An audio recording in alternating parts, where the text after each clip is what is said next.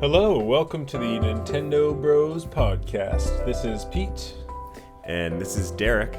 And we are brothers and we talk about video games. Right, Derek? Right, Peter. You know how it goes. Okay, this is episode 41. 41 episodes. Nice. And that's since we started counting them. We even have ones prior to that we did back in the Wii U days. Yeah, we've been doing this for a couple of years now, I guess, eh? It's crazy, eh? Every 2 weeks. Yeah. Well, this week we're going to be talking a lot about Bayonetta. Mostly Bayonetta 3, but we can kind of touch on the whole series. Bayonetta 3, came out recently for Switch. It's a big exclusive. Got 87 on Metacritic. I bought it. I actually bought the digital and the special edition just to spite the voice actor who tried to ruin the game. But I gotta say, the Masquerade Trinity edition, I'm not gonna open it, but the box I got is mint, and it was just I'm just like, oh wow, this is like a perfectly fresh box, and I just have it stored in my closet with my Metroid Dread box. So is the so you did get the Metroid collector's edition eventually, right? Yeah, I found it online, but it was the box is not perfect. It's a little messed up in the corner, and I'm pissed about that, but. And the Trinity, it's just the third game though, right? It's not like the trilogy. No, it's just the third game, but they give you a set that lets you hold all of them, and I think that it's for the first two. I don't know because I'm not opening it. There's an art book and all that kind of stuff, and the game itself. It's a bunch of stuff. Nice. I don't care that much. I'm not that deep of a lore fan.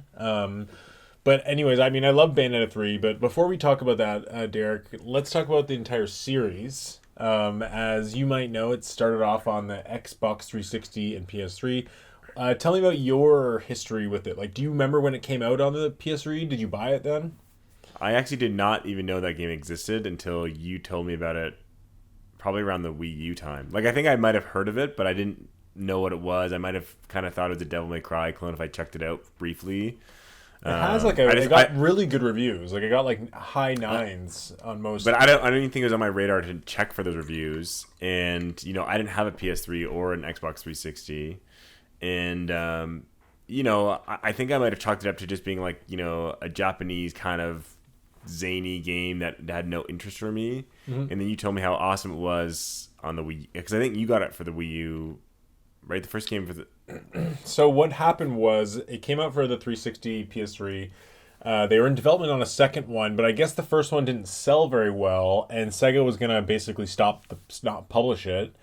And Nintendo, who had this new Wii U coming out and was desperate for kind of a mature action games, came in and saved the development. So they brought it to the Wii U. They announced it the week or two before, or a month or so before the Wii U came out. They announced it with just a trailer, and when it finally came out, they packaged it with Bayonetta 1. So there's a Bayonetta 1 disc and a Bayonetta 2 disc.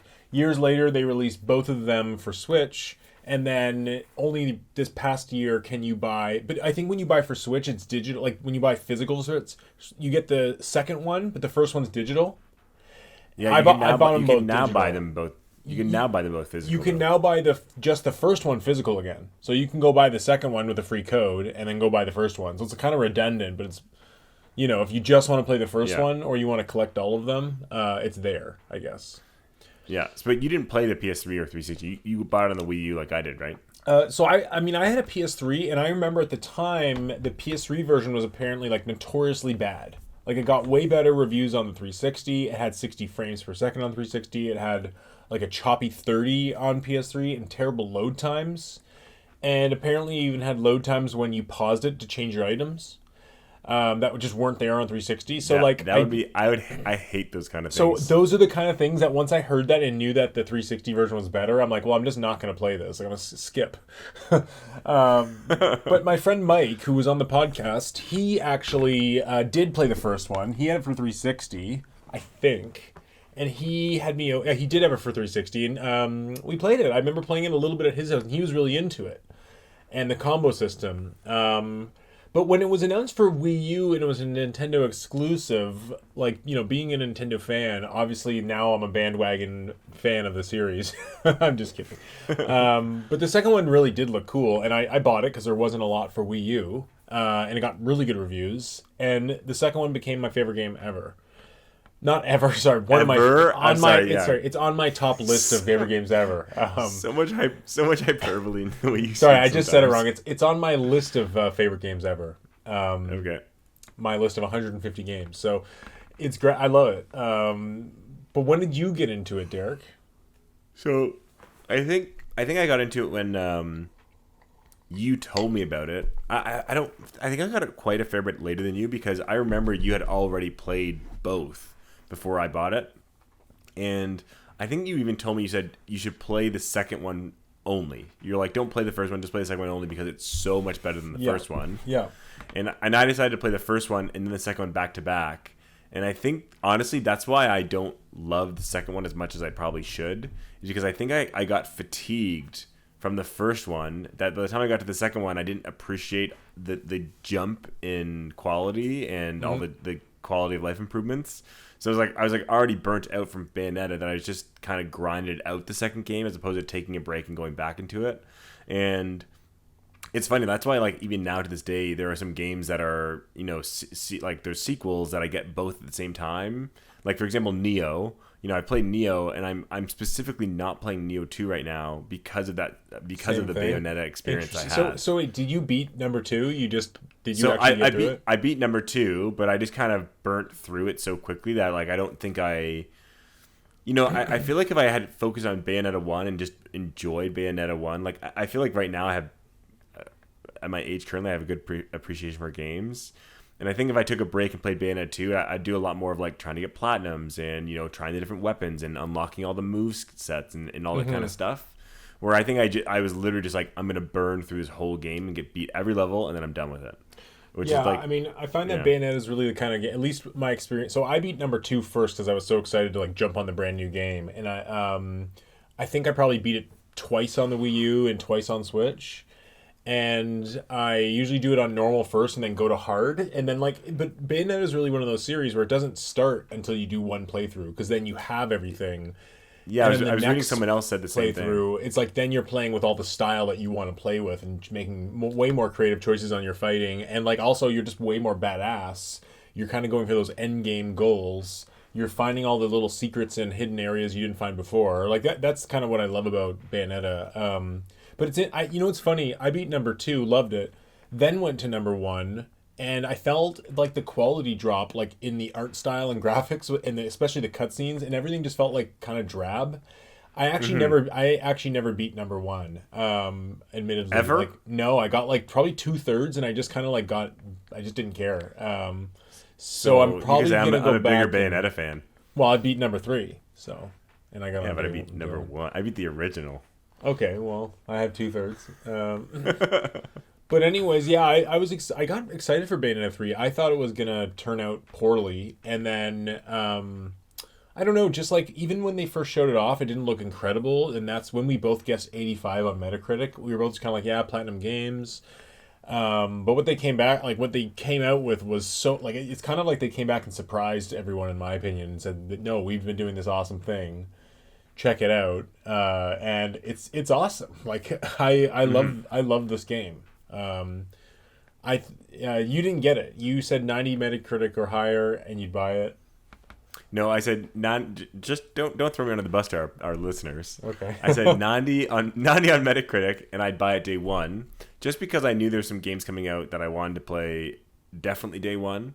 So I am 100% getting Bayonetta 3. I just might wait till Christmas, or when I feel like there's a little bit of a lull in the games that I'm playing. Mm-hmm. For me, like I had already decided that I was going to get Call of Duty Modern Warfare 2 because I just had some friends that wanted to get it, and I knew Ragnarok, God of War was coming around the corner. So I was like, man, I just won't have it's honestly the time more than anything. So I was like, I want it, but unless it was mind blowing like 90 plus, I said I can wait, a month or two when I have a bit of more free time. Well, it's funny. It's like it really is gaming season, right? Right now, I mean, we get, like you said, Ragnarok just came out. Call of Duty just came out, and in a way, Bayonetta 3 is Nintendo's big AAA mature action exclusive. You know, it is Totally. their God of War. I don't think people are seeing it that way, and I think like you're gonna see a lot of. We'll talk about the depth of Bayonetta 3 in a sec, but like I think you're gonna see a lot of Bayonetta 3 versus God of War opinions on online. You know, I we'll, don't, but okay, we'll see. I just think just, anyways, let's get into Bayonetta 3 because yeah. I've now beaten the game. I'm really excited to hear about it, and I'm excited to ask some questions because I'm really stoked to play it eventually. Okay, I took some notes here, by the way. So I labeled the notes in 3 different areas. One's called graphics and sound, one's called gameplay, and one's called surprises. Okay. I don't know why I did it that way. That third category is so ridiculous. I just took a bunch of notes, and I'm like, you know what? I don't know how else to categorize these things into sections. I just love that it's like the first section is it's like, oh, this is the technical part of the game. This is like the gameplay enjoyment part of the game, and then surprises. Well, okay, so I've got to say, when I first got Bayonetta, I was playing at midnight. I played it. I probably played the first 2 hours on handheld, portably. And I gotta say, I was a little bit down on it at first, and I think a lot of people experienced that, where when they first started playing, they were just kind of like, because unlike Bayonetta 2, that has this like amazing opening level, like an opening level that I played dozens of times because I just love it. This one doesn't have that kind of level, It's a little weaker, and it actually gets better and better throughout the game. So like, the game just gets better and better, and the more things you unlock, and the more you start understanding the structure and everything, and by the time you get to the end, you just love the game, and then you play it again, and I think I'm seeing online, and my experience is like the more I play, the more I like it, and the more addicted I am to it. Like it's already like, it's not like my most played Switch game like Splatoon, but it's getting to my top 12 of most played games on my Switch, which is pretty high. It's one of those games you can just play endlessly, and the thing that I love about it, and it's kind of what all character action games have, like Devil May Cry has this too, where it finds that nice balance between having its arcade roots in, each fight having its score and having a rank, and you can rank online, and like you can kind of think of it just in terms of those individual arcade bits. But in between the bits, there's actually like these story and a cutscene and unlockables, RPG kind of trees, and lots of platforming and exploration. And the thing with Bayonetta 3 is, no spoilers or anything, but the scope is huge, right? So when you first start playing, you're gonna think, okay, the graphics like are kind of bad in some places. Like they look really primitive, like 360 primitive, like would have, and if screenshots in certain areas would look awful to someone. Mm-hmm. But the thing you kind of realize over time, especially on your second playthrough, is that like, okay, you're running down the city and everything's like kind of looking like crap, but on your second playthrough, you have all these upgrades, and you can like make all the cars like throw around, and like so much of it's destructible. Like pillars and everything's destructible. Every car and bus can be like blown around with the giant kaiju fights, or it's called Demon Slave, where you kind of like you can summon a giant demon. Yeah, so the graphics aren't amazing, but it's like the scope is so huge. So I mean, it's almost like thinking of it in terms of like No Man's Sky versus an Uncharted. Like obviously, No Man's Sky has not as great of details, or even GTA. Grand Theft Auto is not going to have as great of details as a Uncharted or Last of Us or a Resident Evil, even, where like it's very focused on small areas. So that's something to keep in mind on this game. Like the first playthrough, you're not going to realize that everything around you is destructible, and you can climb those buildings and get on top of those buildings and like hunt for secrets that you just at this time in the game do not have the power-ups to do. So it's a kind of like, there's on one hand, there's some levels that I will say are quite ugly, and I think the Reset era and the forums have been very hard on this game for the graphics, and people calling it unplayable I think is ridiculous. It's you know what it would be if it was on the Xbox 360, it would have been probably considered like the best graphics ever and the most amazing Bayonetta sequel. It's just that now that we're on the PS5 and Xbox Series X generation, like the standards have risen and Switch just doesn't meet it, obviously. But it's not only that, but it's like they then have tried to like redo the idea of like I had this entire new gameplay element where you can summon a giant. So it's like the scope of the areas, and at one point it was rumored to be a open world game. And especially on my second playthrough now, I'm starting to see the roots of that. I think that would be really cool, but like you're seeing the levels are much bigger than you think. So I guess that's one of my getting like, I'm past the graphics section now, but one of my surprises was like the level design is really good. And that's another thing I'm seeing online. People are saying, "Oh, the levels suck." And here's the thing: like the levels, they're not designed. Like if you walk through a room, it'll be pretty empty. But like that room is one building and a whole bunch of buildings that you can jump on top of, and like the scope is huge. So in actually like where they hide things and the like little bits of platforming and like climbing up a volcano and stuff, like I really like the level design. It's a nice mix of secrets and platforming, and they had these like little animals in every stage, and the animals are hard to catch. Like the frog is hidden, but you hear it. The bird flies around, and the cat like runs away. And like you have no idea how to catch some of these the first time through, but the second time through you will, because you've learned and acquired all these crazy movesets. Yeah. Can I ask a question? Sure.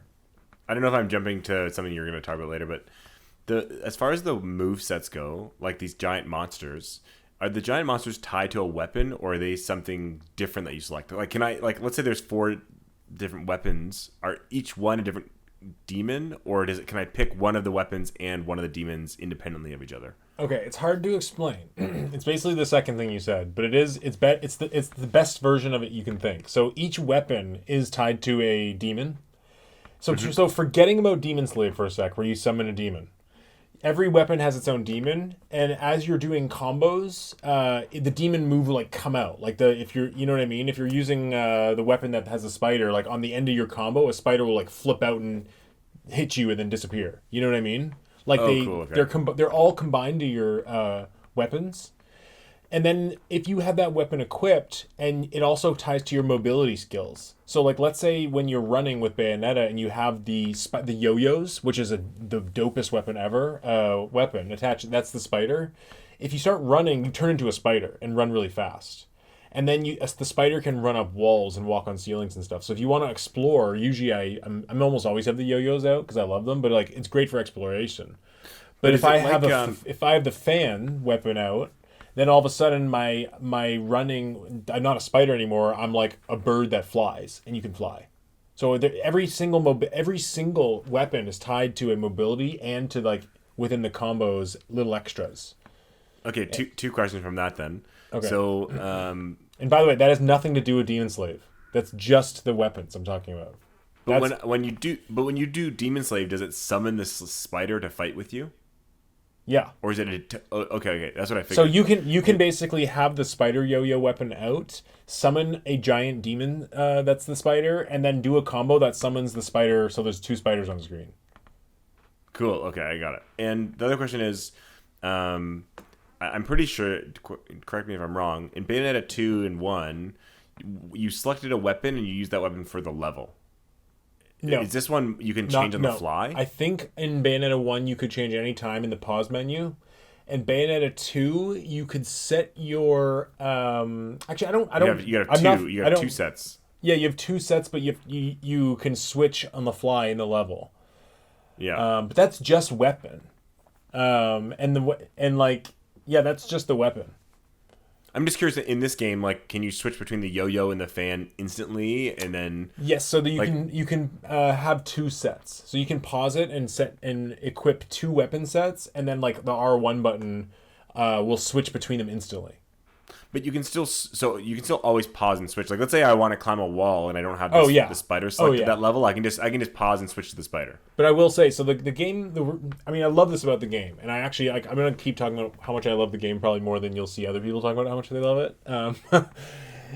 As you go through the game, it's not like Bayonetta 2 where you buy the weapons and just kind of experiment at your own leisure. This game, they're given to you as like things in the level. So, for example, the spider will be tied, like in the level where you get the spider, it's tied to like a whole sequence where you become the spider and use the spider. And in a lot of the levels where you get that weapon, there's platforming elements that are like using those items help you get it. You know what I mean? Does that make sense?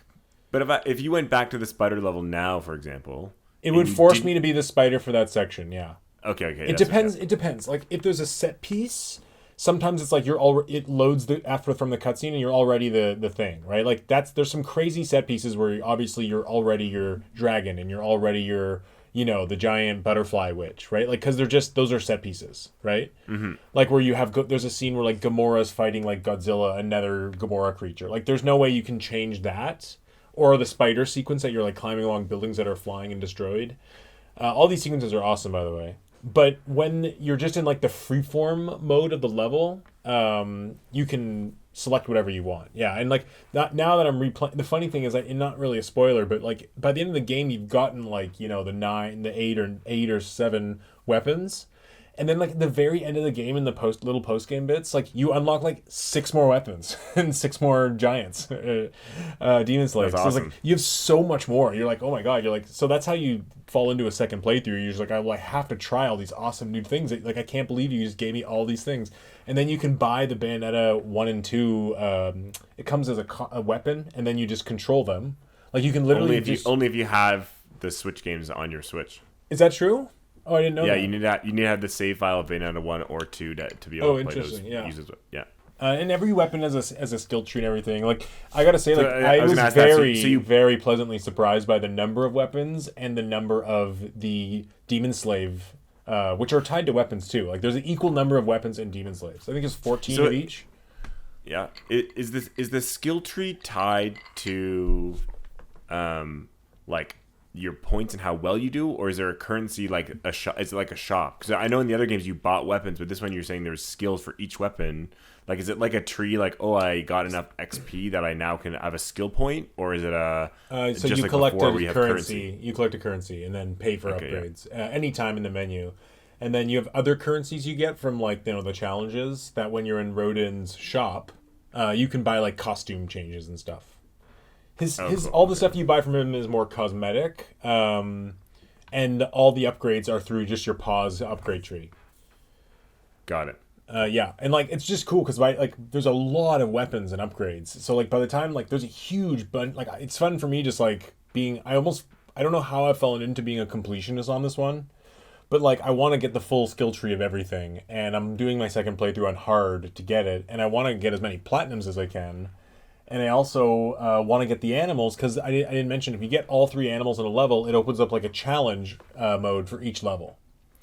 Cool. So this all sums up my point of like the end game is very good in this game. Like you don't just beat it and be like, okay, that's it, I can restart on hard. It's like there's so much more to keep doing, and there's like a gauntlet you can do that has a special boss. And just having replayed now half the game on hard, like I just missed so many of the challenges and secrets and little areas, and it's like it's fun to look for it. When you played it the first time, did you? Because I sometimes had this feeling when I played like Devil May Cry games. It's like when I played through it the first time, I feel like I'm just locked out of so many things that I see. Like, do you know what I mean? Like, you're like, oh, this is a barrier I can't break. So he's like, you just have to keep walking. Like, I find that a very unsatisfying feeling when you just like see things over and over and over again that like you can't get to on your first playthrough. Do you get that feeling from Bayonetta? No, not really, because you get the spider pretty early, and the spider is the main way to get like height areas. Having the bird just like makes it awesome, right? Because like you get to a high area, you fly, and like you cannot fly around and look for the secrets below like a bird. So like that's when you get later, and then just like riding around as a train, or like riding around as a building or whatever, like like a puppet floating around. Like they just look cool, so you can kind of choose and whatever you want, right? And there's one that's like a robot dog, and like there's so many. That's cool. Each playthrough really feels different.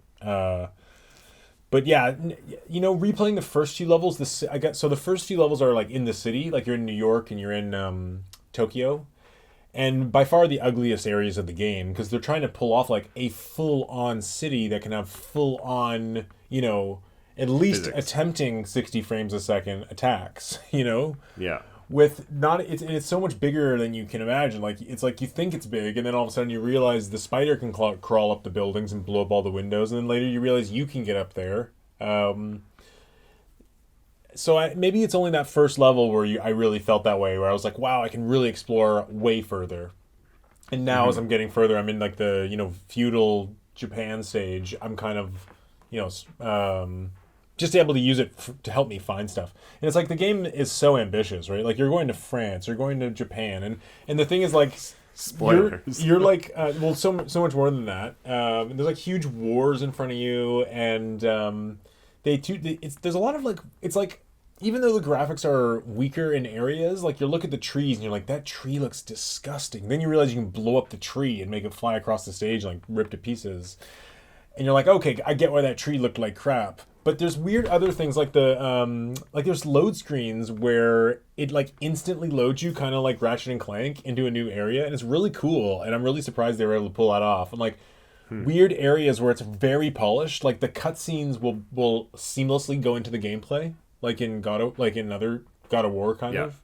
So it's like in the UI is very like Persona, not as cool as Persona 5, but it has a little bit of that like motion and design that's really slick and good layouts. So I just like all that visual stuff is really great. So like I know there's like those demon versus kaiju kind of fights. Demon Is there Slayer, ever a it's moment? called. Yeah, I know demon slays, and I know you fight other big and like you fight big enemies with those guys. Yep. But is there ever fights where like there's like 60 little minions and you just have the demon slave that just like swipes out all of them? Like, do you ever like, is there ever a swarm, or is it always kind of like Bayonetta 2 and 1 where it's like, at most you're fighting 3 guys? Well, there's the smaller guys, but no, it's not. It doesn't really ever get to levels like Like, it doesn't get to like Hyrule Warriors kind of like...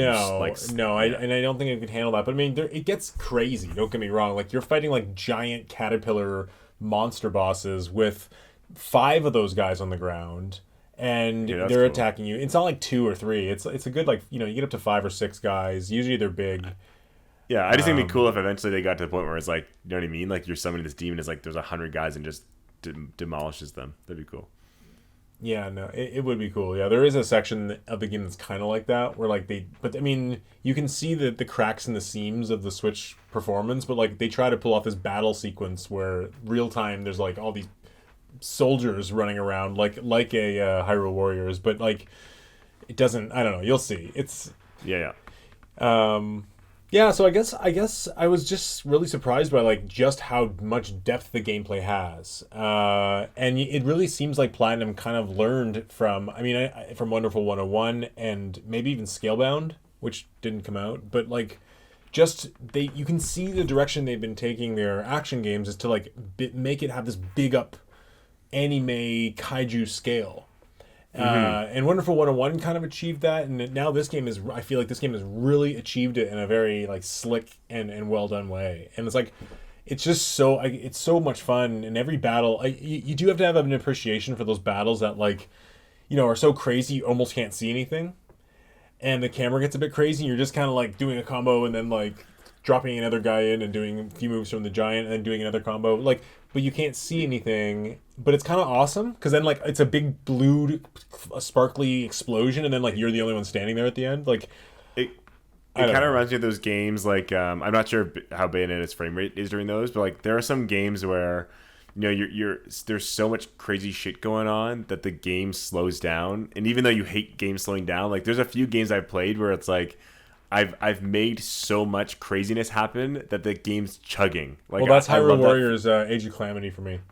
Exactly. Like I love that sometimes. It doesn't chug. This game's frame rate never I know it doesn't chugs. chug, but I think it's the same idea, but for visuals instead. It's like there's so much stuff going on. It's like you almost can't see anything. I think I love those kind of feelings. It's one of those things where it's a little bit like The Last Guardian, where the camera just can't always figure out how to keep the ground level being Bayonetta or Viola's character in camera view, and then also account for giant enemies. So just it does the best job it can, and you have to like I instantly turned auto camera off, where like auto kind of goes behind you as you move, and I just took over full control. So there is a lot of like if you're good at it, it's not a big deal. Or like if you're gonna fight a giant guy, like just don't get it. If you want to go underneath the caterpillar's legs, like get ready for camera fuckery. You know, Yeah. because like there's points where the camera, like it gets the boss is like right in front of the camera's face, and it's trying to like, and the boss like kind of becomes invisible, but then like pops back in and out. Like it gets a little messy, but like when you think about the scale of the action happening, and like cars and buses flying around, and you have a giant, and then 2 seconds later you have another giant, and 2 seconds later you have another giant, and you're throwing yo-yos and spiders, like it's so insane. Like, yeah, it sounds awesome. Sorry, I have a bunch of questions. How did you find Viola? Did you find the new character worthwhile, or kind of like whatever? You just want to go back to Bayonetta? So she's not. I don't like playing her as much as Bayonetta. It's much more difficult because of her parry. Her parry, you have to basically just like kind of hit. It's almost like Revengeance, where you have to like hit them the moment they would have hit you, rather than dodge. So the thinking is so different, and it becomes more. You feel like more of a ninja warrior when you beat a fight, and when you summon your kaiju, you only have one. So I gotta say, so like, she only has one the whole game. Yeah. But when she summons hers, you can freely move. Where when some Bayonetta summons a demon, she's stuck dancing to control them. Oh, okay. But I don't know how much you know about the game, but like when you're Bayonetta, you can summon a demon, control them fully while you're dancing, and then you can queue up a few moves, let go, and then control. So yeah, there is a way to do that. Did you ever see I don't know if you saw those videos where Viola apparently has like some broken like frame chaining, where you can do things where you can cancel a move and then instantly cast the same move, so you can do like the same move like 30 times in like within a second. Did you see that video? So no, but I should look it up. Yeah, people have found this way where like her dodge actually cancels one of her moves, so you can do like the upward spinning move over and over and over and over again and do like insane amounts of damage instantly. It's really cool. That's cool. I mean, to be honest, Viola almost, and when you play as the Gene levels, they almost feel like they do feel like entirely different games. So that brings me to another question I had. So I heard there's a lot of about the Gene levels, or they're very different and out of place, just a different almost genre of game. What are they? It's kind of like a 2D Metal Gear Solid, like going up the elevators, get like game. You know what I mean? Like it's hard to explain. I have it's Metal Gear Solid up the elevators 2D. I don't think of Metal Gear Solid as 2D. It's like, well, imagine a 2D.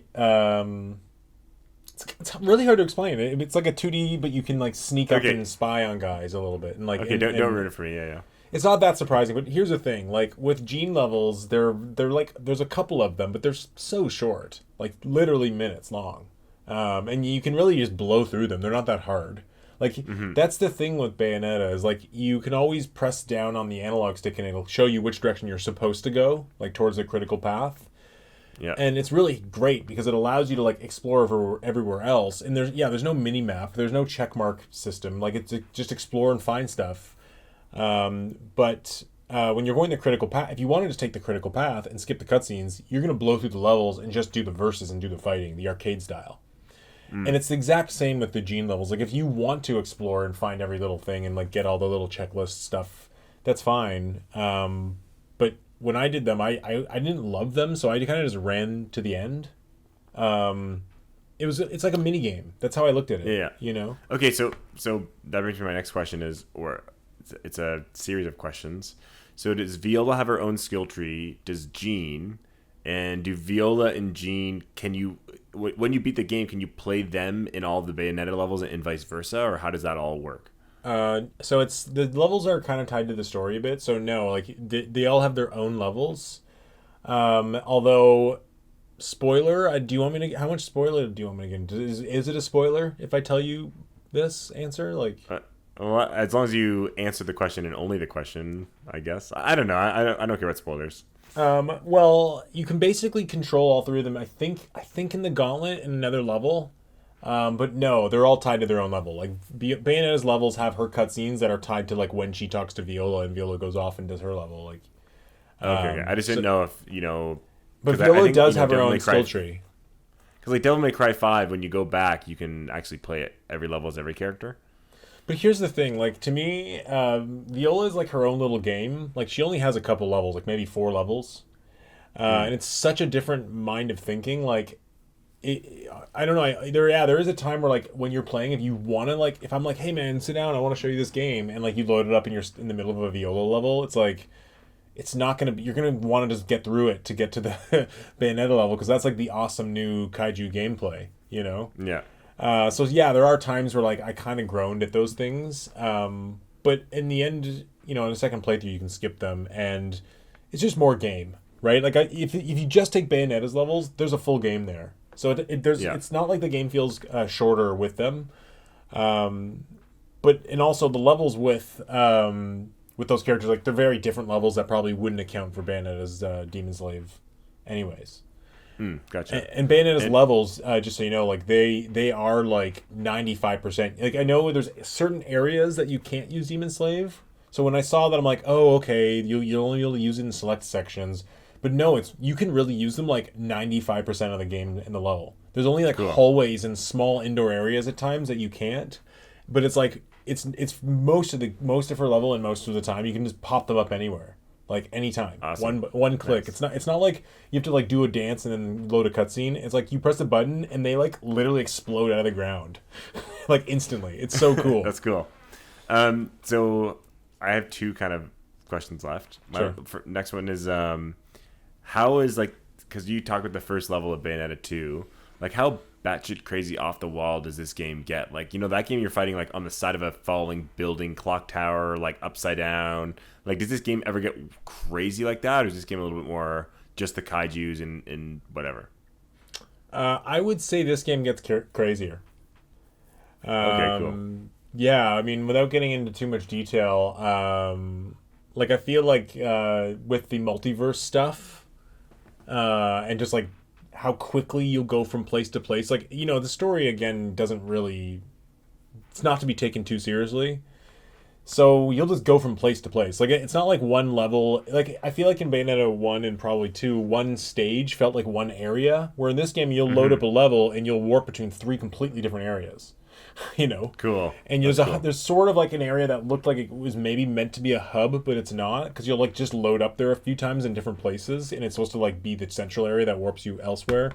But it's all linear levels. But yeah, it's just cool because it'll be like it'll load you up in sections, and you know you'll be in this central area for a bit, and then it'll be this area, and then you'll go back to the central area, and then you'll be this area and a boss, and then that chapter will be over. It's not really like it's different structure of level, I guess is what I'm saying. Yeah. And my last question about the story, because I heard some people were like, you know, they went back and forth about what the story was and whether it was good or not. I don't want, you know, spoilers for the end or whatever. I just was curious if you thought the story was good, or was like there was something clashing about it, or if you care about the story at all.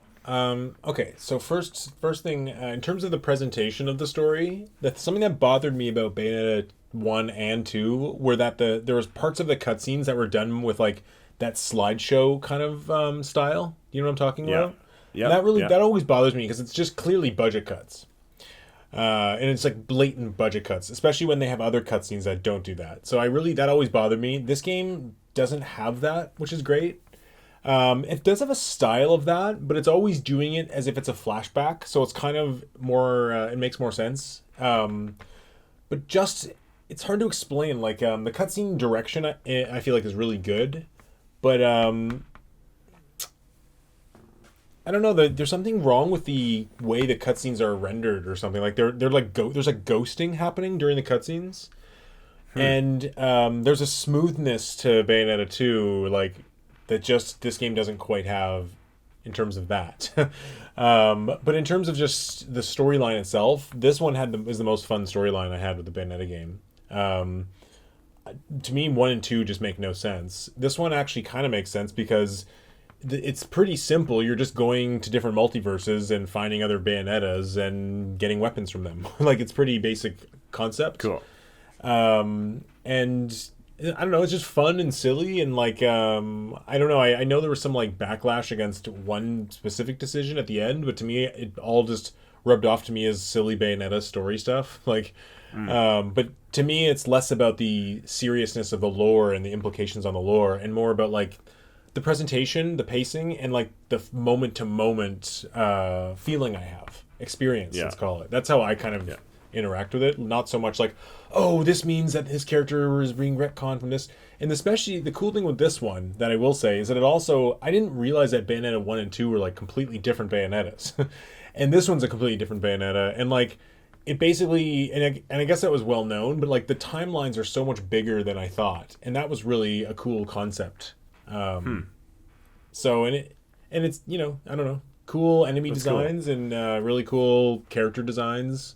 And I have one more question because I Sure. just thought of it. So there was that that mode that came out called Naive Angel mode that kind of like lowers the, like it censors the game. Mm-hmm. Like I'm assuming you didn't play with it. I was just curious, like how much, you know, graphic or sexuality or nudity or whatever is in the game. Like, do you think it needed that censoring mode? I think it's good they have it because more options are always better. So every time you use the Demon Slave mechanic, Bayonetta's clothes strip off, right? Okay. But she's basically wearing like a G-thong bathing suit, you know? Yeah. There are also cutscenes in the game where she's like fully naked and the camera pans like, I swear if you paused it and went through, you'd basically see like her breasts, but like there'd be no nipple on the polygon. But it's so quick how the costume like fades over it, but like it goes there. It goes to that place where like she's like spinning in the cutscene naked and like, you know, Yeah.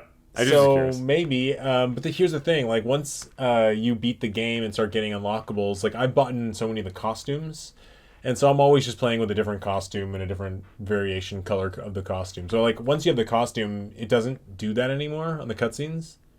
Impressively, all the cutscenes are in game. So like if you change a costume, like you'll see that cutscene in the game, and when you do Demon Slave, you'll be dancing in that costume.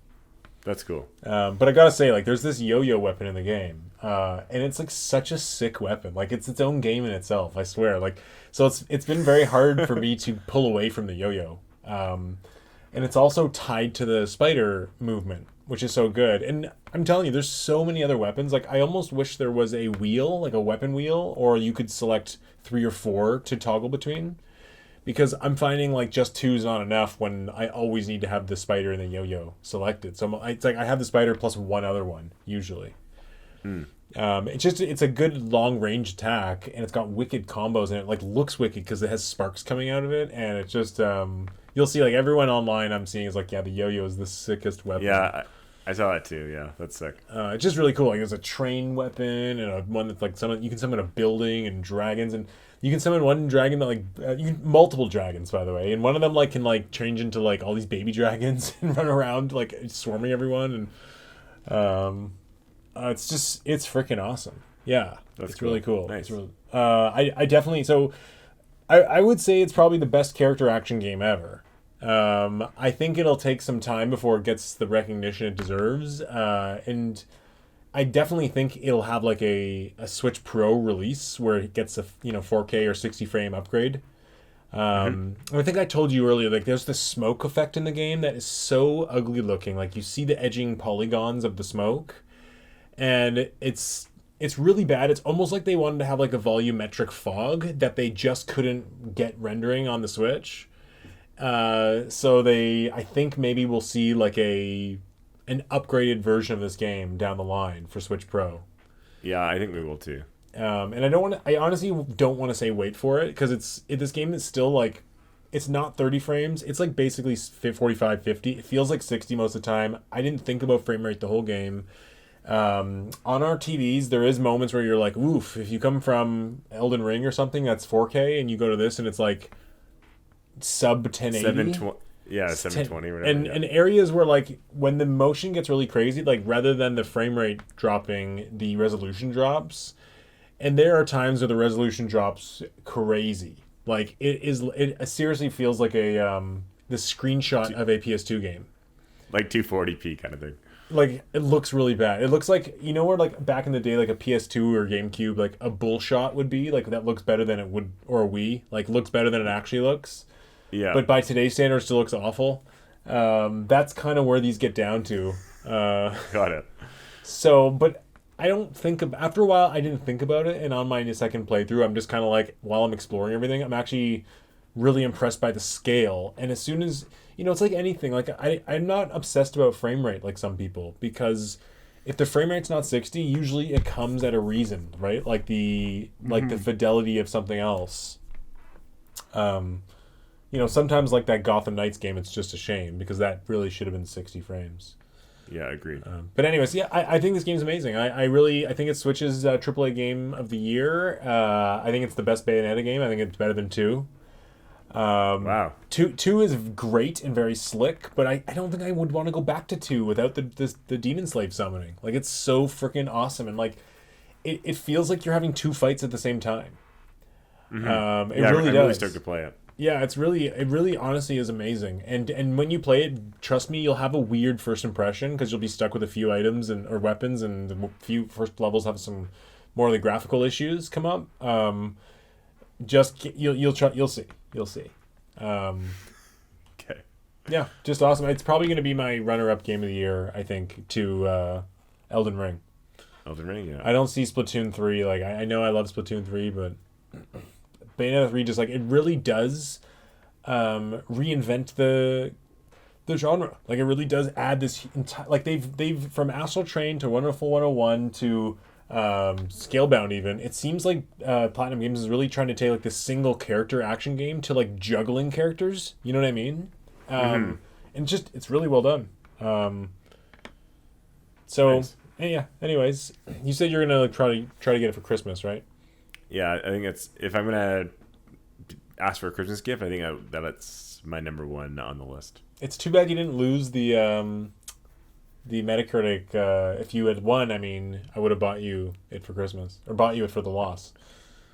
Yeah, I know, but or I would have bought you Harvestella.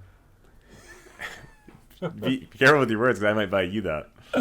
Harvest, yeah, it's true. Because I want to our listeners, we do a Metacritic guess every year, a poll, and I think I beat you by some numbers here.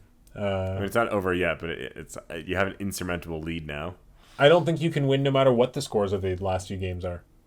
That's what insurmountable means. Yeah, I know. So it is over. Yeah, it's over. Sonic Frontiers was the most recent one where you guessed some 81 and I guessed to 74. The only way I could still win is if Sonic Frontiers for Xbox Series X gets an 81, and currently it has two reviews and they're both 60. So why? I thought we decided PS5 version. Nope, Xbox Series X. Why did you decide that way? I didn't decide that. Mike did. Oh, weird. I feel like the weird thing is, like, here's the thing: if you go to Metacritic and I'm looking right now at the page with Sonic, it's at 72. Like, those scores, I bet you a number of those reviews are the same exact review for the Xbox version. The Xbox only has 2 reviews. That's what I mean. But I mean, a lot of the reviews get cataloged as a PS5 game. I know, but and get written as a PS5 game. But really, it's like they'll say at the end of a PS5 review or on IGN, this is our Sonic review, and at the end they're like, this was reviewed on a PS5. But really, the only thing is we have to have an agreement on. We all have to agree on a platform because they do make a difference, right? So we have to have an official agreement. And if we're the ones submitting the game, because we're all allowed to submit one game, like we said, we should be able to pick the platform, and Mike picked the stupidest platform for it. The Xbox Series X. Yeah. Anyways, let's keep going with the podcast instead of just spending your time researching. Like, you've already won, so... Anyways, so Sonic Frontiers, 72, which is funny. It's funny in a way because it's worse than I thought. I thought it was going to do better than 74 because it looks good. And now the feedback of the game is that it's really good. People love it. People love it. It's funny. I went on the forums and I've been reading Sonic and God of War because those are the games that have just come out. Mm-hmm. Everyone and I think it's a little bit because, the bar was so low for Sonic, but everyone's praising it. This game's super fun. The controls feel good. The music's awesome. These boss fights are awesome. Like, the open world is really good. And then you go to God of War, which has, such a high bar, and everyone's like, this game's trash. Like, it's just like God of War 2016. It's a PS4 game. Like, just ridiculous. So I know it's funny how the expectations set up so much people's issues. But it just we'll talk about God of War in a little bit later. The truth is though about that though is I bet people playing Sonic feel compelled to tell everyone they're loving it. Where with God of War, if you're loving it, you're not even on the reset era. Yeah, like you're playing the game. Yeah. You're so into the game you don't care. Yeah, we'll talk about God of War in a sec. But I really I'm really tempted to get Sonic when the price does go down It does look like the best Sonic in a long time. I mean, I'm not kidding. I was like, I'm just so close to buying it myself on Xbox. But I would definitely buy physical. First, one of the first physical games, and then sell it. But I also don't know. It's hard. Like if I wait, maybe I'll ask for it for Christmas or something. Or wait like a year and get it for $10. Well, if I get it for Christmas, it's free. Or maybe you can buy it for me, and then I can talk about it on our channel.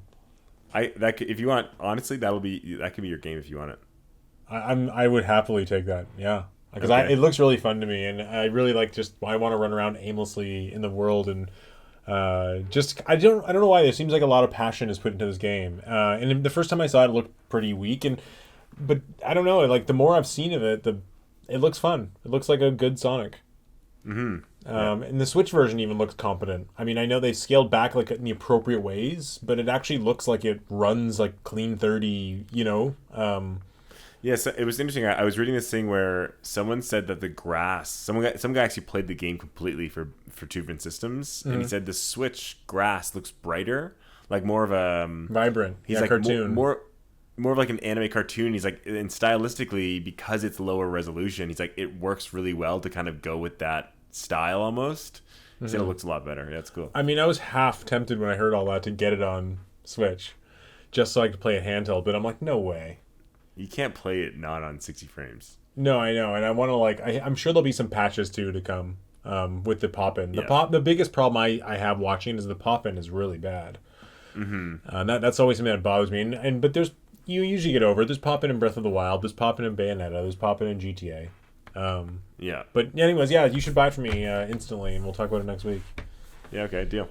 Okay. The next game that just came out and got some reviews was Harvestella, which is another Switch game that is also on Steam. I don't know. It seems like it has a 69 on Metacritic, but it doesn't seem like it has a lot of reviews yet. It looks good. Like when I see screenshots from it, it looks like a really good-looking, I don't know, PS3 game. It's funny. So I've been reading what people think about it, and like multiple people have said this is the game that Rune Factory 5 should have been, is what everyone's saying. Rune Factory 5 looked rough. I never played a Rune Factory game in my life, but I know that there's that people like those kind of farming sim, town sim kind of RPG light games. Yeah, RPG light games. Rune Factory they love those, and for them to say this is what it should have been, and this one's really good. It was funny. I read this one post that everyone was agreeing with him. He said that first boss fight has no right to be this good in a game like of this genre, and everyone's like totally. So apparently the first the boss fights are actually like good RPG boss fights. Interesting. I mean, I'll have to take a look. Like I don't. It's weird how not a lot of places reviewed it. I guess they didn't get review codes early. It just seems like they had a lot of promo in the Nintendo Directs for them to not have a lot of reviews, Yeah. I don't know. But yeah, I feel like with these farming RPG games, there's especially 3D ones, no one's nailed it yet. And I feel like someone's going to nail this kind of it feels like all these, they're trying to, these Rune Factories, these Harvestellas, they're trying to do something with this town mechanic plus RPG, traveling, exploring, plus you're farming in your home, or Animal Crossing Light. But there's going to be a game that just nails all those aspects, and it's going to be huge. And it's not Harvestella, and it's not... I think it could be Harvestella 2. I honestly think it'll be Harvestella 2. If they get it, if they put more budget into it, and they get the graphics down, and they get the, and the all that kind of stuff. Some of the farming too looked a little janky when I remember in the Nintendo Direct. Another game that recently came out for, I believe, Switch, PS4, and Steam is Tactics Ogre Reborn. Has an 87. PS5 as well. PS5, yeah, sorry. 87. Everything but Xbox, I think. Yeah. 87. Wow, it's pretty high reviews. That's only after 15 critics, so it'll probably come down a bit. But yeah, I've been following this one pretty closely ever since it was announced, because I was just off of playing Triangle Strategy. So tell me about you fully completed Triangle Strategy, right? I beat it once, but you could redo it and do the different storyline, like the different branching paths. How would you I rank got it? about Was it better than Octopath? completely different genre. It's closer to like Fire Emblem or Final Fantasy Tactics. It's Okay. it's most like it's like Tactics Ogre. Okay. So that's why when Tactic Ogre was announced, I was kind of in that headspace anyways. I was kind of not going to buy it. But, everyone says that Tactic Ogre is the best SRPG ever, or next to Final Fantasy Tactics Advance. And the story's the best and all this kind of stuff. So it's totally on my radar. Again, the reason I didn't buy it is I'm still just kind of fatigued of SRPGs from Triangle Strategy. You can only play so many of those games. So they're just kind of slower, methodical kind of games. So I will get that game eventually because I really want to experience it. And I do love that genre. I gotta wait. But yeah, everyone says it's amazing. Yeah, interesting. I mean, the only negatives I've kind of heard about it are maybe the graphics weren't upgraded as much as people hoped. Well, I don't know. It's like I still want to see it as a classic. It's apparently it's just so this is based off the 64 one, right? No, was that Ogre Battle? So I forget what it started as, but there's an Ogre Battle game, and then it got remade for the PSP. Okay. This is the PSP version remade again. Cool. Yeah. Is it full price? I think it's slightly discounted. Like I think Canadian 65. Okay. Or something. Yeah. So what do you think? Christmas or later down the line? So again, my Christmas list, I have a list of about 8 games, and depending on my mood / their Metacritic score is the deciding factors. True. Okay. No impulse buys. No. It's wild to think just the month the Switch has had, right? From Pokemon since I guess Rabbids or one of those games, like just with Persona 5 and that and Rabbids, like SRPG fans are eating, Yeah. not that Persona's an SRPG, but RPG fans are eating in general. Okay, now let's get to the elephant in the room. Okay. God of War Ragnarok. Yep. Recently came out. It got huge reviews. 94% on Rotten Tomatoes. A lot of 10 out of 10s. People say it's a great follow-up to the first one. Derek, why don't you talk a bit about it? Because you played it. You know more about the discourse. So how's this game being seen? Yeah, so I got the game yesterday. I installed it last night, played for 15 minutes, didn't even get to a fight scene. I just had to go to bed. Today I woke up early this morning because you said I had to play for like a little bit to talk about it today. So I woke up like 6 in the I woke up like 6 in the morning and I played for about an hour or 90 minutes today.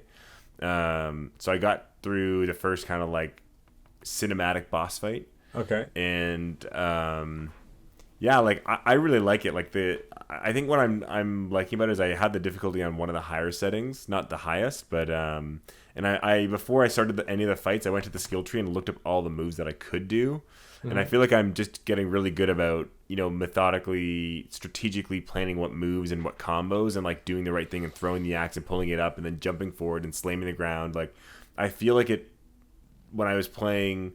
The 2018 version or 2016 version, 2018, whenever it came out. I had such a low difficulty that I just kind of spammed the same 2 moves and combos and just kind of like breezed through it and kind of got stale. Where this game right now already, I'm like, damn, like this is really interesting combat and I'm having a lot of fun with it. I will say though, like the moment you play it, you notice it as a PS4 game. I'm playing it on PS5. You can just tell it's a cross-gen game. Like just some of the character models and just some of the, you do notice those kind of sliding through caves and moving certain things that are doing the load times. So they didn't cut those out for the PS5 version? No, because they're built into the game, right? Totally, but they weren't like, okay, this part where you climb or you wait in an elevator, a wooden elevator, now it's shorter on PS5. It's more like you're sliding through a cave or crawling through a cave for like 6 seconds. So it's like, it's not a big deal, but it's like you do notice those when you go into a new area. It's like you got to slide through rocks to get to a new area. Yeah. But it's really, really good. And like, it's kind of funny. So, as much as you can see it as like a PS4 game, it's like one of the best looking PS4 games let's say, and I'm playing it at 90 to 120 frames per second.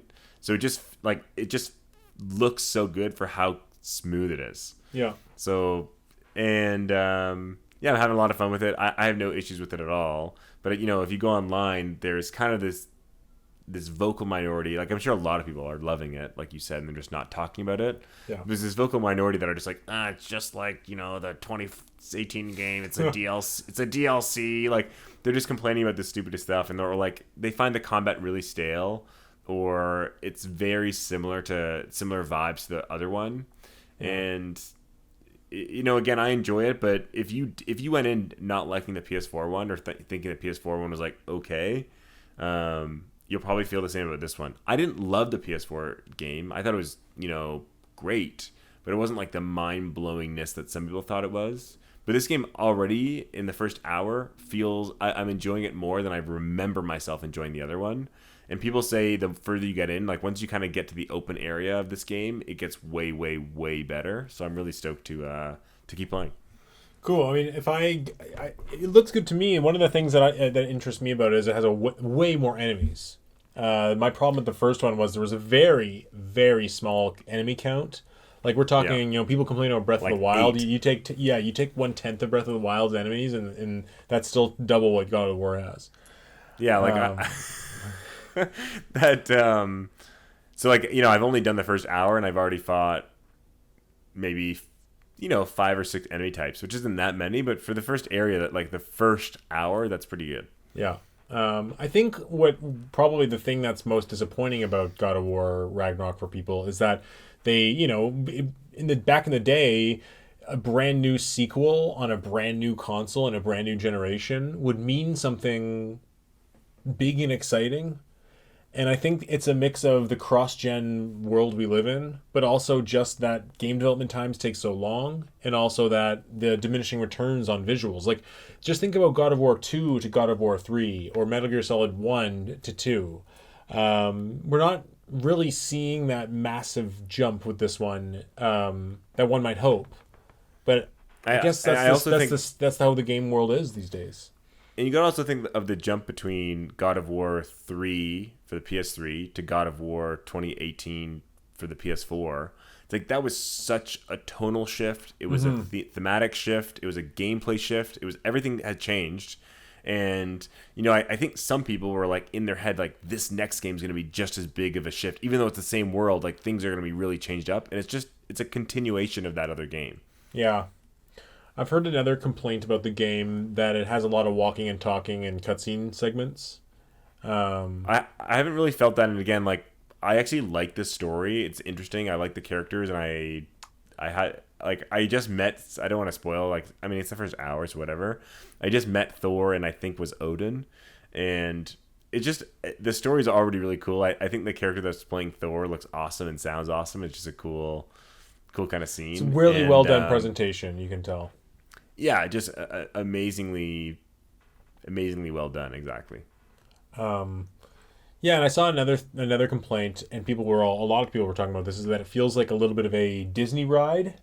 And this is, as soon as someone said it, it actually stuck in my brain in a way for a lot of games. And I don't know if you can relate to this, where, like, let's say you're walking through a town, and there's like a lot of townspeople moving around and things happening, and you all of a sudden get the sense that like you're really just walking on a guided path, and all those people are just doing their thing in that moment.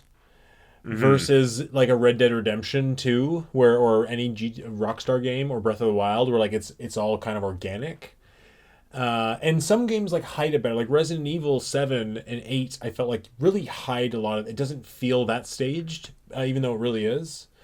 But people said I had the big problem with this with Uncharted 4, because by the time Uncharted 4 came out, I really could see through a lot of that, where I'm just like, okay, this is the guided spot, and this whole environment's not real, and I'm just seeing it through that window. And people said that they really feel that with this game, where they specifically did not feel it with the first God of War 2018. I mean, I'm only an hour in, so it's like you're pretty shoehorned into the direction you're going. I know what they're kind of saying though. It's like you do kind of feel like, as I said, you slide through these rocks, you're in this kind of little zone. You might do a fight, walk somewhere else, climb a thing, and then like you're in another zone that's clearly like, oh, here's another fight, like whatever.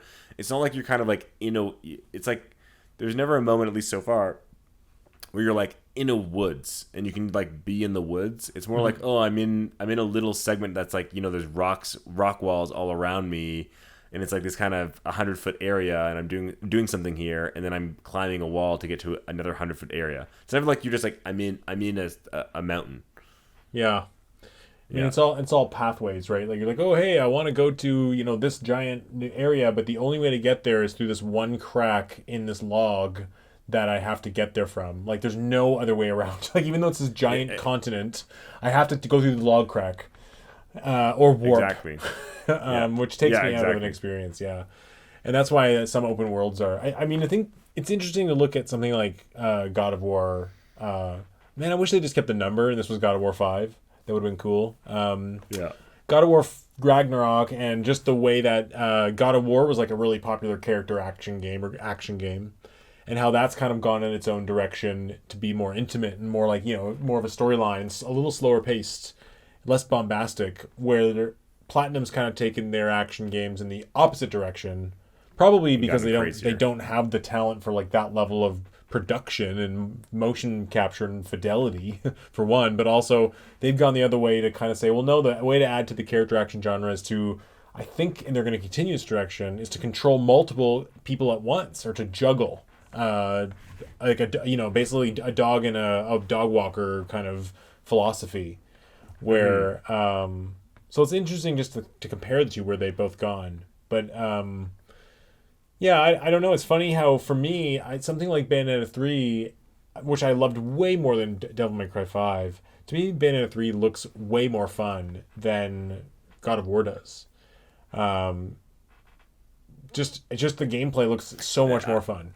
I actually agree with you. I think Bayonetta 3, like, if I'm in the mood for just like craziness and like just like pure bliss of 20 minutes of fun, I play Bayonetta 3. But if I'm in for like, I'm settling it in, I'm on for a journey and to experience a world and characters and like really flesh out this kind of tale. Yeah. God of War is like the thing. And so like, for me, I'm in that mood right now to kind of settle in and kind of like know the world, know the lore. And honestly, the combat for me was really fun. But you're right. If I'm trying to like get my face melted from like craziness and just awesome visual explosions and just of straight awesome. up gameplay, right? That you don't. It feels snappy to get into the gameplay. You're into the game. You're into the moment. Your hands are sweating. You're clicking the buttons. Like the actual fluidity and pacing of the gameplay. But I mean. I understand. It's different tastes. Totally. I know, but I'm just saying, like, I do find, at least the boss fight I was talking about in the first hour that I played, it is really awesome and intense. And, like, I am thinking about my moves and doing some really cool stuff and whatever. It isn't as fast-paced and crazy, but I wouldn't say it's not fluid, and I wouldn't say it's, like, monotonous or boring. Like, I think it's really, really awesome. Yeah. Yeah, I mean, probably if I get a PS5 down the line, I'll grab God of War Ragnarok. Skip beating 2018 and just go for the improved sequel. Yeah, totally. I do think, though, just speaking of these games like Devil May Cry and these two games, even Ninja Gaiden, like, it's a rare. I don't know, is it hard? It must be hard to make action games, but it seems like they're a rare breed where like RPGs and strategy RPGs and FPS games are a dime a dozen. It's like must be trickier to make a competent action game, and there is really only so few of them, and I don't know, I love action games, and I'm curious what the future is, and I do wonder if the natural evolution for something like Bayonetta or God of War is to be open world, because I tell you, Bayonetta 3 really teases that idea in a lot of spaces, but it's kind of like, it's not quite all the way open world, obviously, but there's big spaces, and it seems like with this complaint about God of War's, it's such a beautiful game, obviously, but I think the main problem is it's very canned. Like, you're like, oh, it's beautiful, this cave, but like, this is not a cave that you find in the world, like, organically. It's the path that I'm on. Yeah. So it's beautiful in a way, but it's also to go to that next, and I'm sure PS5 can handle God of War level graphics in a more open setting, where you can get to that continent not just from going through the crack in the log loading time, but also like just running through the woods, and really Well, opening it up. I mean, I think a good example is I know it's a question title too, but when I was playing Forbidden West, at the very end when you get the ability to fly, it's kind of like damn, you can literally fly in this huge open world, and it looks awesome while you do it. Where if we go to God of War, I talked about when I played Breath of the Wild versus the first Horizon. I often use the word for Horizon. You feel very static and very stuck to the ground and very like kind of Yeah. cemented. Where this game, I feel that again and again. Not that it's bad, but it's like now that I've kind of moved away, where Elden Ring kind of has this huge world that just kind of has this beautiful architecture upon layers Yeah. upon layers. And Breath of the Wild, you have this climbing, and now Horizon, you have this flying. It's like I don't know what this game's gonna bring, but I worry that it's just gonna be you're just very grounded and very like a Disney ride, like you said, just that you're just stuck in the moment. You mean if God of War became open world, or are you talking about the No, rest of I just mean Ragnarok? I just mean the rest of Ragnarok. I think it's just going to be a very cemented game. Not that it's a bad thing, but it's like you do actually feel that after playing games where you feel freedom. Like I think Breath of the Wild really kind of cracked that open, where Yeah. you had it's the first game where you're like, damn, like I can literally climb anything and get to the end dungeon or the desert early or do this kind of crazy stuff over here where games weren't really like that. So now every game that's kind of like these narrative driven RPGs or ARPGs or whatever, you really do feel that moment of like, damn, like this really isn't a world I'm exploring. It's more of like a story that I'm following. Yeah, and I mean Resident Evil is definitely. I mean, it's almost Resident Evil's almost always been like that if you think about it. Yeah. Yeah, it's true. It's interesting. I guess it's just different game philosophies, really, right? Yeah. It's just different. Like, yeah, like because for something like God of War, where you just feel very grounded, I'm sure fighting one enemy feels very weighty and meaty. You know what I mean? And crunchy. Like you're right in there, and like your button that you're pressing, you almost feel the weight of pressing a button while you swing because the animation's longer. Where in Bayonetta or something like you maybe don't feel grounded, and you have this freedom of like just jumping in the air, becoming a spider, climbing a wall, at the cost of jankier production value and things like that. So you miss some of that weightiness, but it's just different design philosophies, or even something like Zelda Breath of the Wild. Like the combat feels great, but it feels pretty light. Like you can just kind of whack a guy. He's kind of there's not.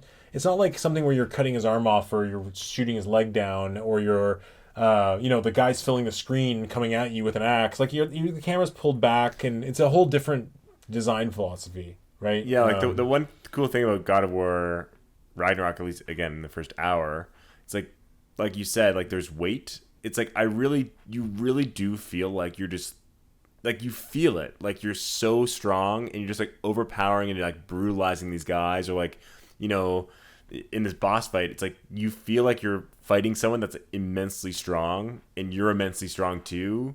And it's not just the cinematics, like it's just the weight of how you're swinging your weapons. That if you play Bayonetta, it's like you're fighting a giant demon, but you're just like whipping around, like your attacks go right through them. Like it doesn't feel like you're hitting something big.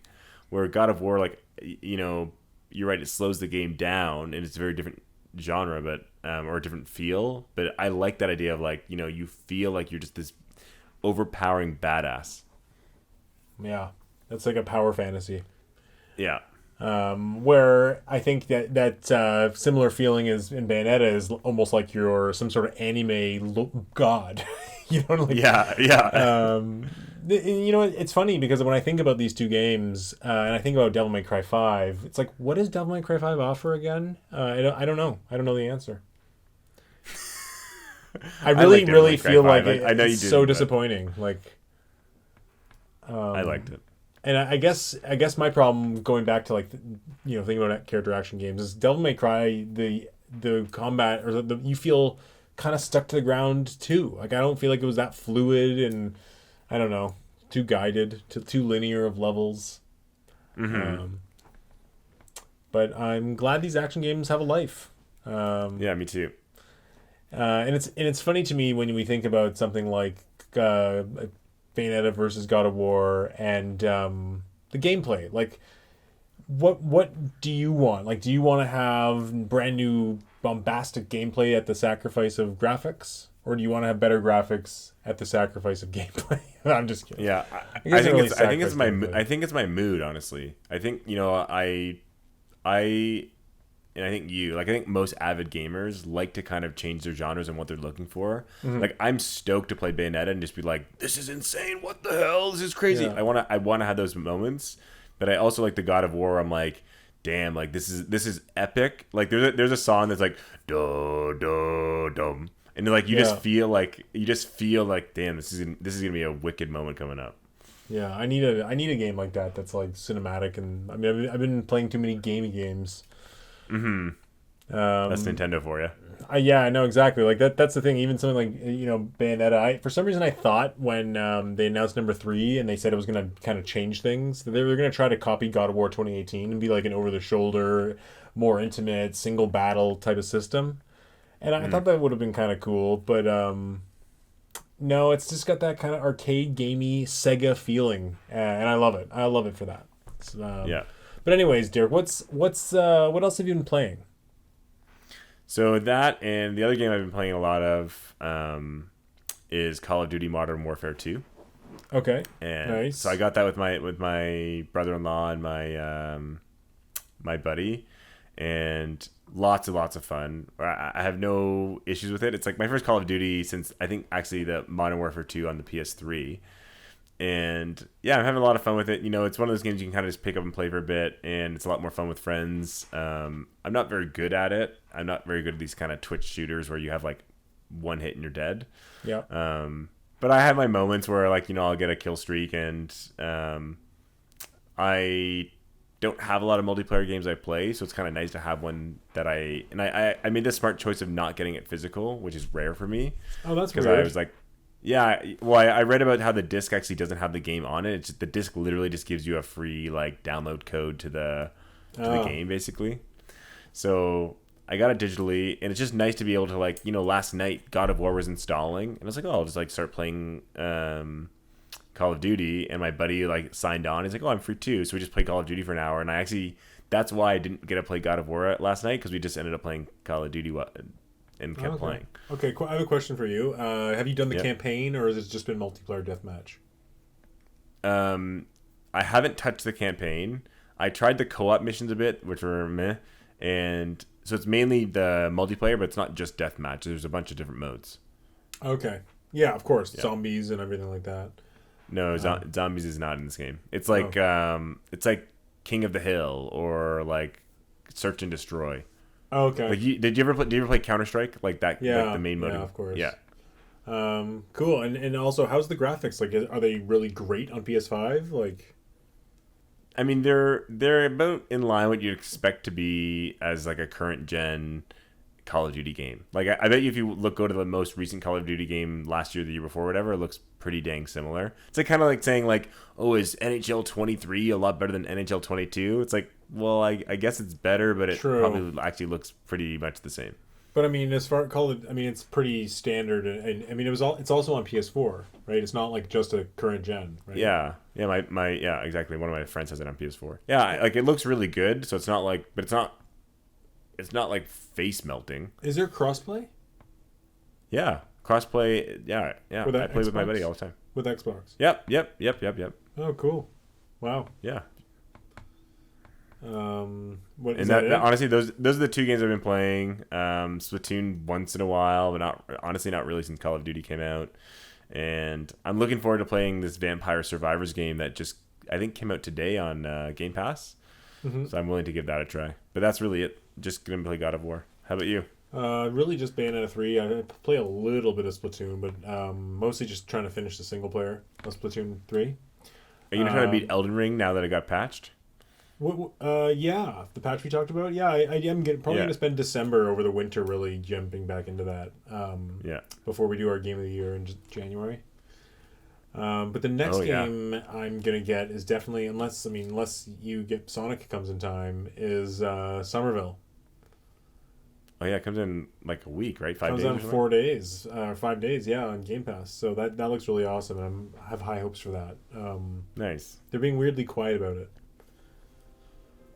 Yeah, I could see that. Yeah. That's pretty much it for me in the games this year, though. I mean, probably I don't. I mean, I always say that, but probably I don't know what else I'll really get.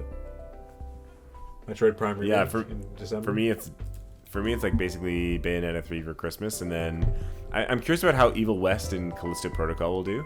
Yeah, same. And then, next year, honestly, it's just because next year there's so many awesome games coming out in the first 4 months that I just don't need anything else coming out this year. A lot of delays will happen. Just wait. They will. See. I don't know. They ever say that every year. Every year they say it. I don't think the first 4 months are pretty set in stone, I think. Well, last year's first 4 months were really great too, right? It was like Pokemon, Kirby, Elden Ring. I know. I'm just so like, you got Dead Space, you got Octopath Traveler 2, Resident Evil 4 remake, and Legend of Zelda's in May. Yeah. Yeah, huge. I'm pretty stoked. Plus Kirby Return to Dreamland remake. I'm just Forspoken too.